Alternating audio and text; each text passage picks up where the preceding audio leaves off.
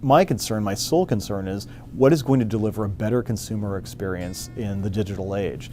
And I truly believe that removing some of these regulations that are impeding IP-based investment, and getting rid of some of these antiquated regulations, is the best way to promote competition, promote consumer welfare, not these sort of over-the-top, 80-year-old regulations that have been proven not to work. Hi, I'm Nick Gillespie with Reason TV, and today we're talking with FCC Commissioner Ajit Pai. He is a proponent of an open internet, but not net neutrality. Ajit, thanks for talking to us. Nick, it is great to be with you. Recently, the FCC Chairman Tom Wheeler said that he's going to move forward with the FCC regulating the internet under Title II regulations. And that'll change the regulatory structure from that of an information service to a telecom. What is the most important thing that people need to know about that switch? I think the most important thing that people need to know is that this is a solution that won't work to a problem that simply doesn't exist. And let me tackle the latter part of that initially. Nowhere in the 332-page document that I've received will anyone find the FCC detailing any kind of systemic harm to consumers. And it seems to me that should be the predicate for certainly preemptive regulation, some kind of systemic problem that requires an industry-wide solution. But that simply isn't here. So, I mean, you're saying the internet is not broken? I don't think it is. No, I think by and large people are able to access the lawful content of their choice. And while competition isn't where we want it to be, we can always have more choices, better speeds, lower prices, et cetera. Nonetheless, if you look at the metrics compared to, say, Europe, which has a utility-style regulatory approach, I think we're doing pretty well. What can we say about how many, one of the things that people say, well, we need to regulate the internet because local ISP, internet service providers like Time Warner or Comcast, or what have you, they have an effective local monopoly on service. Is that accurate? And would that be enough of a reason to say, yeah, we got to do something? I certainly think there are a lot of markets where consumers want and could use more competition. And that's why, since I've become a commissioner, I focused on getting rid of some of the regulatory underbrush that stands in the way of some upstart competitors providing that alternative, streamlining local permitting rules, getting more wireless infrastructure out there to give a mobile alternative, making sure we have enough spectrum in the commercial marketplace. But these kinds of Title II common carrier regulations, ironically, will be completely counterproductive. It's going to sweep a lot of these smaller providers away. They simply don't have the ability to comply with all these regulations. And moreover, it's going to deter investment in broadband networks. And so, ironically enough, this hypothetical problem that people are worried about is going to become worse because of the lack of competition. But you're also saying it doesn't exist. So, I mean, do most people in America have, choice in broadband carriers, and do they have more choice than they had, say, 5 years ago? And is there a reason to believe that they'll have even more choice in another 5 years? I think while there are hiccups that any given consumer might experience in any given market, nonetheless, if you look on the aggregate, Americans are much better off than they were 5 years ago, 10 years ago. Speeds are increasing, the amount of choice is increasing. Something like 76% of Americans have access to 3 or more facilities-based providers. So over 80% of Americans have access to 25 megabit per second speeds. In terms of the mobile equation, part of the equation, there's no question that America has made tremendous strides. 86% of Americans now have access to 4G LTE. We have 50% of the world's LTE subscribers, yet only 4% of the population. So now a lot of people will say, though, that part of the problem is that Europe, for instance, is so much more advanced than we are in terms of the speed of connectivity, the price of a connection, and the variety. Is that just wrong? That is wrong. If you look at the Akamai State of the Internet report, for example, or other objective data, there's no question that America is better off, especially considering a relatively lower population density in terms of deployment, speeds, prices, whatever metric you choose. Moreover, if you look at investment in the United States is $562 per household. In Europe, it's only $244. Why is that important? I think it's important because the key is we want to have a strong enough platform for innovation investment and online options as possible, but you won't get that if the private sector doesn't have the incentive to risk capital to build those networks. I mean, it's a pretty tough thing to build the nuts and bolts of the internet, and if the regulatory system is one that second guesses you every single step of the way, regulates your rates, tells you what service plans are allowed or not, regulates the commercial arrangements you have both with end users and companies, you're going to be in a situation where you will have the European situation. I don't know if he counts as your boss, but the head of the FCC, says Tom Wheeler says, no, we're going to place the internet under Title II, but we're going to use a light touch. And his predecessor, Julius Janikowski, also talked about that. And we're going to do a lot of forbearance. What is the forbearance process and how would it actually work? Forbearance is a process that was set up by Congress in 1996 to allow the FCC not to enforce a particular statute or regulation if it determined that that statute or regulation was no longer necessary to enforce in the public interest. And essentially, over the years, the FCC has said, if a particular aspect of the marketplace is competitive, then we won't enforce regulations relating to it. But think about the weird jujitsu that the FCC will have to do in this context. On one hand, on a macro level, it's going to have to say that the broadband internet access market is so uncompetitive that we need preemptive, sweeping regulations along the lines of Title II. On the other hand, it's going to have to say the marketplace is competitive enough that we don't need to enforce a lot of these different regulations. That's a conceptual problem that I don't think the proposal does a good job of addressing. You've talked about the proposal as being well over 300 pages. There have been accounts that that's mostly footnotes and addenda, and that actually the rules are about 8 or 10 pages. Is that accurate? The rules are 8 pages. However, the details with respect to forbearance, the regulations from which we will not be taking action, that is alone is 79 pages. Moreover, sprinkled throughout the document, there are uncodified rules that won't make it into the Code of Federal Regulations that people will have to comply with in the private sector. On top of that, there are things that aren't going to be codified, such as the Internet Conduct Standard, where the FCC will essentially say that it has carte blanche to decide what kinds of practices and service plans are legitimate and which are not. And the FCC sort of hints at what factors it might consider in making that determination. What goes into something like that, where you're saying, okay, we're the regulators and we're here now, and you got to pay attention to us, but we're not going to actually tell you what you need to do? Is that? I mean, that's passive aggressive, to the max. But I mean, is that a decided strategy to say we want you to jump, but we're not going to tell you how high? I think part of the problem is that the rules themselves don't give sufficient guidance to the private sector, regardless of whether they're public or not. And part of the reason why I want them to be public soon, in advance of the vote, is that I think the American public, and particularly the people who'd be affected by it, deserve to see what regulations are going to be adopted before they're formally adopted. Well, I mean, we will eventually get to read the document, but right. This question of the secrecy of the document, where somebody, I mean, it's maybe this is a bridge too far, but it's almost McCarthyite, where we've got these regulations and they're going to affect you and you'll get to read them eventually. Why wouldn't the FCC just put the document out into the public when it was announced that it's going to be voted on? What is the history of kind of the secrecy of rulemaking or documentation in the FCC, and does this represent a break with that? Under the rules, only the chairman has the authority to disclose this document, and he has said both to Congress and to the public that he's not going to do so. And he has cited the traditional practice of the FCC, which is to not reveal these proposals until after they are voted on. And he's absolutely right. That is the traditional practice.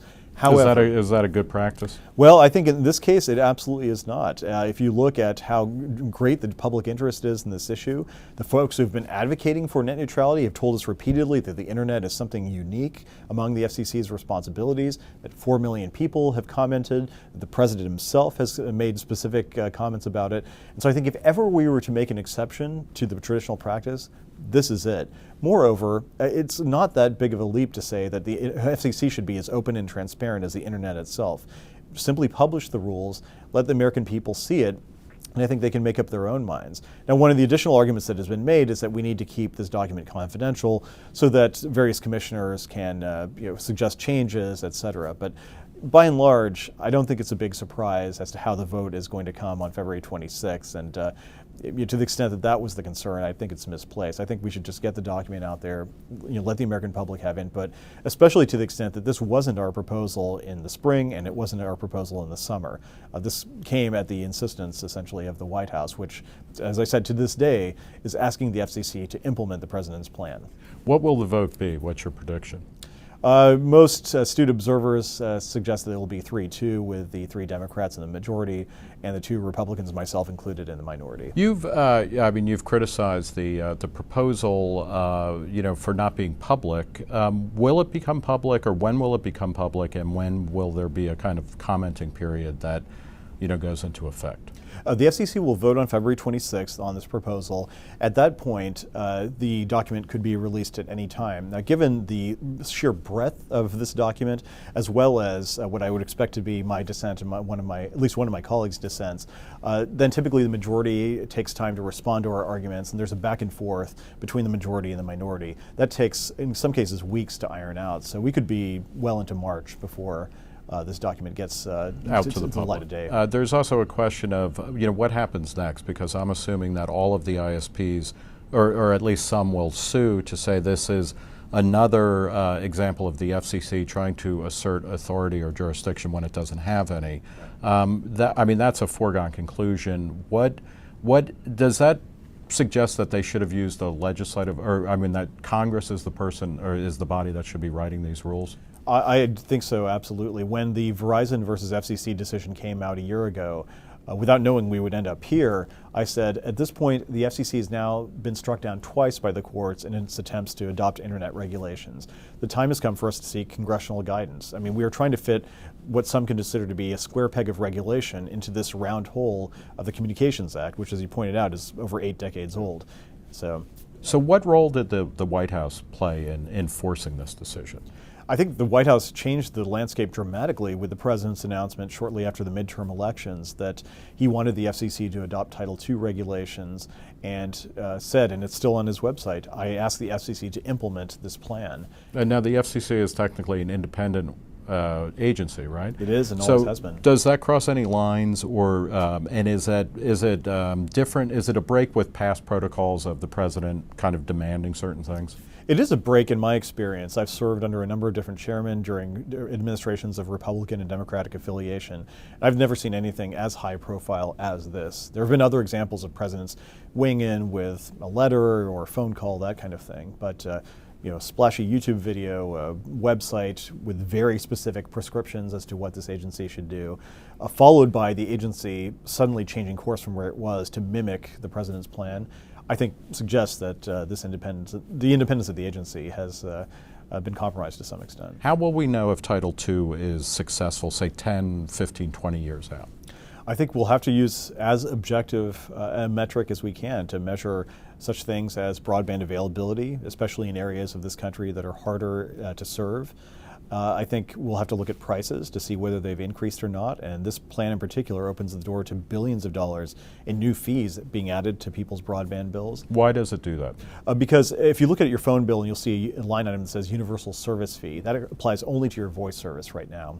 By treating broadband internet access as essentially telephone service, the FCC explicitly opens the door in this document to the assessment of universal service fees on the federal and state level. Now, I'm assuming that also, that proponents are saying, no, that's part of the forbearance. We won't actually insist on that. So, is that accurate, or is it just that the problem is that there are a few cases where the government grants itself power and then doesn't eventually start exercising it? If you were able to see this document, which you are not, you would see that it explicitly says that in a few months we, the FCC, are expected to get a recommendation on how to consider broadband for purposes of this Universal Service Fund fee program. Given the trajectory of the Universal Service Fund policies from the Lifeline program to what is called E-rate, et cetera, the agency is spending billions of dollars and is looking to expand it even further. It's impossible for us to spend money from the Universal Service Fund on these programs without including contributions from the providers, essentially fees based on broadband connections. Wireless voice has been regulated under Title II for some time now, right? Wireless voice has, wireless data has not. But does wireless voice give us any indication of whether or not Title II will be a real heavy millstone, or does it show that being regulated under Title II reduces or retards innovation, or what's the experience there? Wireless voice, if you look at the data prior to the introduction of the smartphone, wireless voice essentially was a commodity that you didn't see a lot of innovation in that space, a lot of investment, for obvious reasons. It's not something that carriers were spending a lot of time thinking about and investing in. But once mobile data use started to explode with the introduction of the iPhone in 2007, all of a sudden you saw carriers scrambling to upgrade their networks, to spend more money on spectrum, to deliver some of those high bandwidth applications and so forth. And so this argument that wireless voice, having been regulated as Title II, has been a success, and so we can do the same for mobile data, it's absurd on its face. Net neutrality, everybody says they want a free and open internet, and by that generally, what are the points of agreement, and then when does it get fuzzy? I think former Chairman Powell put it best when he said in 2004 that there were 4 basic internet freedoms that he thought everyone should agree with. The freedom to access lawful content of one's choice, the freedom to access applications that don't harm the network, the freedom to attach devices to the network, and the freedom to get information about your service plan. Everybody agrees on that, or virtually everybody. I certainly do. But the question is, how do we operationalize that?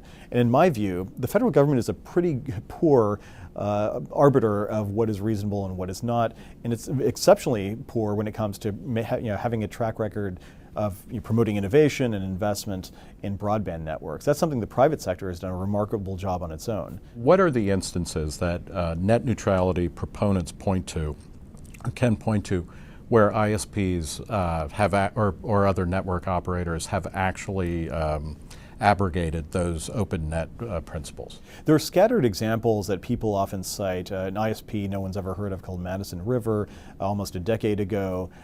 Some have targeted Metro PCS, which was acquired by T-Mobile. Its crime was... Yeah, talk a little bit about that, because that's a fascinating example. It is. So Metro PCS, of course, upstart competitor, had virtually no market power to speak of compared to the big carriers, wanted to make a splash in the marketplace, and so it offered its consumers virtually unlimited data plans for $40. So you could stream YouTube, for example, without it counting against your data cap, all for $40. And net neutrality... but it was basically you could only stream YouTube videos, right? Exactly. I mean, the rest of the web you really couldn't get on it. Exactly, and so critics called it a net neutrality violation, said that this was a walled garden that was bad for consumers, and it is telling that they didn't go after one of the major incumbents that now they complain about vociferously. They went after an upstart competitor. So it's somebody who was saying, okay, we're going to give you we're going to give you less for less, but if you want it, you can have it. You either have to eat at an all-you-can-eat restaurant, or you don't get to eat at all. Right.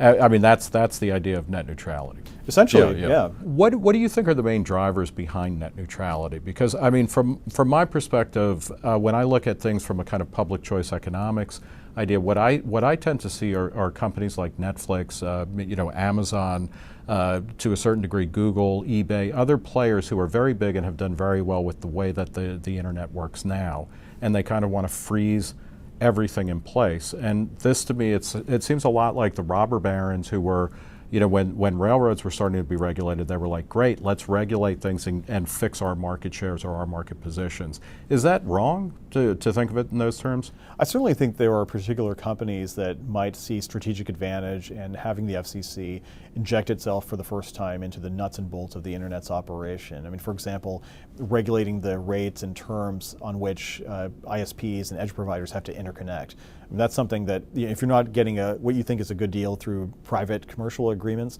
it might be helpful to have an FCC backstop. I think there are a lot of other people, smaller entrepreneurs and innovators that we hear from, that are worried that ISPs might end up acting as gatekeepers and keeping their content off the web. And while I understand their concern, I nonetheless think that, number one, there is no existing, as I said, systemic example of that.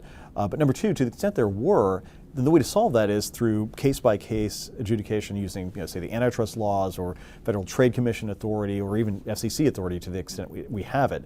It is not imposing Title II regulations, which ultimately and ironically are going to limit the progress of this online platform. I mean, I think all these startups and innovators are based here for a reason. It's because we have the best internet infrastructure in the world. But that network doesn't have to exist. People don't have to invest in it. And ultimately, this could be counterproductive for them too. You've called out Netflix in particular, which has probably been the most vocal proponent of net neutrality and of Title II regulation as well. They came up, or they apparently have a system where the way that they code some of their streams, they gain an advantage on existing networks by the way that they code it, that they've created a fast lane on today's internet. Why would that be wrong? So to be clear, I don't think that Netflix should be subject to regulation, but when it came to this question, we got an allegation, or we heard an allegation in the fall from people who are pushing open video standards, everyone from ISPs to Level 3 and Limelight and the like, and they wanted to create a system in which essentially traffic would be recognized as being video traffic, and then you could optimize the network to deliver it more efficiently, better experience for the end user. Netflix, we heard, was encrypting some of that traffic to make it difficult, if not impossible, for that traffic to be recognized as video traffic. And so I simply asked them, what's the gist of your response to these allegations? In particular, allegations that they had done encryption selectively, and they had picked in particular encryption against the ISPs that were using open video standards before using encryption against. So that they were kind of sliding by without having to stay in the same line that all other video was. Right, exactly. And if the interest is truly in a free and open internet, then one could make the argument that what the company is arguing for when it comes to ISP behavior should apply equally to edge provider behavior. How did they respond? Well, they responded that they deployed encryption to preserve the privacy of their customers, that they didn't deploy it selectively, and that in any case there wasn't any ongoing FCC proceedings, so there wasn't really any reason for them to respond further. Netflix was also involved in a kind of large battle. It's not quite net neutrality, but it's peering, where they were saying basically that Comcast in particular and a couple of other large ISPs, that customers were suffering through extended buffering times where the quality of the stream and the reliability wasn't so good. The ISPs said, look, Netflix is generating a huge amount of traffic and we need to build out our network in order to handle this traffic and prioritize it. And Comcast in particular, they have a new deal with Netflix where Netflix basically pays them more so that they get a faster pipe into the ISP. Is that the way the system should work? Is that a good outcome? Is that a bad outcome? What do you think? So from a procedural standpoint, neither of those parties ever filed a formal complaint with us, so we don't have what you might consider objective evidence from the parties as to what exactly the nitty-gritty of the situation was. So all I can say is based on what I've read in the press. But that said, I think the nature of the dispute illustrates the folly of involving the government in refereeing some of those disputes. In real time, we simply don't have the ability to determine who is right and who is wrong, I don't think, even if we had the legal authority to do it, which I don't necessarily think we do.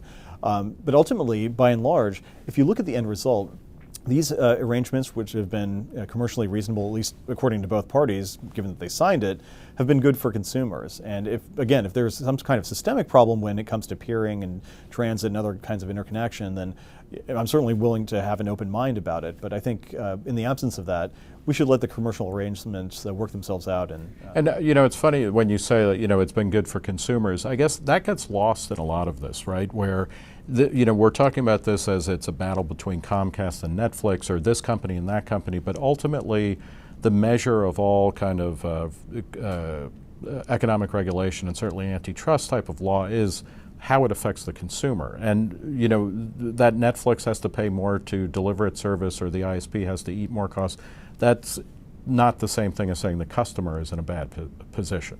Exactly, and I'm an antitrust lawyer by training, and that's why I view everything through the prism of consumer welfare. And that's why I find it amusing when some of my critics say that, oh, you're just shilling for the big ISPs or looking out for big business. At the end of the day, my sole concern is what is going to deliver a better consumer experience in the digital age. And I truly believe that removing some of these regulations that are impeding IP-based investment, getting rid of some of these antiquated regulations, is the best way to promote competition, promote consumer welfare, not these sort of over-the-top, 80-year-old regulations that have been proven not to work. Mark Cuban recently said that, come out at a tech conference, he said, come on, letting the FCC do Title II or net neutrality rules, the government will fuck everything up. Do you agree with that? Well, as an FCC regulator, I certainly can't say that I agree with his use of one of the 7 dirty words. What I will say, however, is that the gist of his sentiment is absolutely right. I mean, do you trust the federal government to make the internet ecosystem more vibrant than it is today? Can you think of any regulated utility, like the electric company or water company, that is as innovative as the internet? I mean, I think what Mark Andreessen, who developed, of course, the first Netscape browser, what he and other entrepreneurs are seeing is that this is something that has worked really well, and there's no reason for the FCC to mess it up by inserting itself into areas where it hasn't been before. You've also been critical of the idea that if the federal government or the U.S. government gets involved in the regulation of our internet, that sends a particular message to other countries. That's not particularly good. Explain what you mean by that. I think that also on the international stage, there was an effort at the International Telecommunications Union, which is an arm of the United Nations, and another fora, for the current model of internet governance, which has been multi-stakeholder, decentralized, to be changed. And a lot of foreign governments, especially repressive governments, would love nothing more than to have more direct control over both the infrastructure of the internet and the content that rides over those networks. The United States, to its credit, has spoken with a single voice against such efforts. But I think that to the extent that Title II is the approach we take and the FCC starts to micromanage those same nuts and bolts of the network, it becomes harder for us on the international stage to make that case, to persuade other countries not to go down the same road. And I would note that this is exactly the same position the Obama administration itself took in 2009 and 2010, when one of our ambassadors at the State Department said specifically that he was concerned that Title II style regulation would send a negative message to repressive governments and would lead them to block or otherwise degrade certain kinds of internet traffic. Is it time for us to grow up and just say, you know what, the content regulation that was put into place for broadcast, broadcast material, whether it's radio or TV, we should just get rid of that? I think that's one of the things we've heard from people who say that the times have changed since the days of Pacifica back in the 70s. On the other hand, we also hear from a number of different people who say that a lot of folks who still rely on over-the-air broadcasting count on that medium being safe for kids within that window of time. So those are the balancing considerations we're going to have to figure out. But there's no question that it's one of the challenging issues that, especially given the legal context, is difficult to manage. Also the other thing that was huge then had to do with ownership rules and concentration, yes. Media concentration. We have a company like Comcast that Comcast and NBC are together. Comcast and Time Warner are merging, et cetera. But you don't hear the same fears really that you did a decade ago or 20 years ago that 2 or 3 corporations own all of the media. Is there a reason, have we moved past that once and for all, or is there a reason to be worried about, say, a company like Comcast, becoming a major deliverer of content as well as a major content provider, as well as politically a huge player? I've been very outspoken in my opposition to the media ownership rules, which in some cases have remained unaltered since 1975. And I think that outside of major markets, but even in some of the major markets, you see newspapers shuttering, you see radio stations struggling, you see TV broadcasters finding it more difficult to do the hard legwork of gathering local news and distributing it.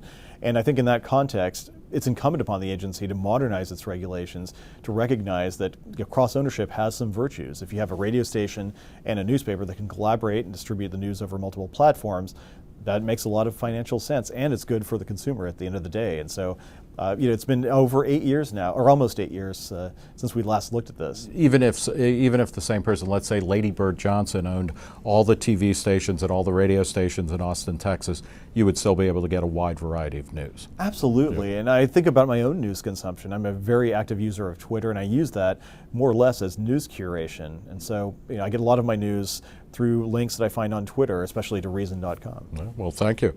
Here's hoping it stays bright, right? But talk a little bit about your kind of ideological genealogy. Where do your ideas come from? You're obviously very pro-free market. You mentioned you're an antitrust lawyer by training. You're a Republican appointee by Obama. So, what are the ideas that motivate your thinking process in terms of regulation? I think going back to college at Harvard and then law school at the University of Chicago, I was exposed to a view of the world through the lens of economics that recognize that when government is relatively restrained in terms of its intervention in the economy, there is unbounded possibility for the consumer or the citizen. And that's why I've been outspoken since I've been at the FCC in favor of policies that I think will get the government out of the equation to the extent necessary to allow innovation to flourish. And I think there's no question that capitalism, generally speaking, has been the greatest source of human benefit much greater than any government program that's ever been designed. If you look at how many people have been lifted out of poverty through free market ideas, it's tremendous. And it's that kind of innovation I think people often take for granted because we live naturally in the moment, and so it's hard to see the sweep of history. But I can tell you, for people as old as me, I remember 20 years ago when the internet was at its inception. It was hard to get news. It was hard to take, do certain things that we now take for granted on a smartphone. But now, thanks to people in the private sector taking the risk, investing the capital, and being able to count on a regulatory system that didn't micromanage them, that's delivered unparalleled consumer value. How did you ever get appointed under Obama? I guess I slipped through, but no, I think I was recommended by Senator Mitch McConnell for one of the Republican positions, and by tradition, Senate minority leadership gets a fair degree of deference, and I was fortunate to get the president's agreement as well. Do you have any sense of what the internet will look like in 20 years? My wife sometimes thinks I'm crazy when I say this, but it's not inconceivable that we would see a future in which people have chips embedded in their arms which contain all sorts of information, that they're able to connect wirelessly using those chips to all kinds of services and applications, from healthcare to e-commerce. The car is going to be incredibly connected in ways that might obviate the need for active management of the car. I think the Internet of Things, in short, is going to be tremendous, and I think that's something that, both as a consumer and as a former commissioner, I guess I'll be at that time, I can't wait to see. We'll leave it there. Thanks so much for talking to us. We've been talking with Ajit Pai of the FCC. For Reason TV, I'm Nick Gillespie.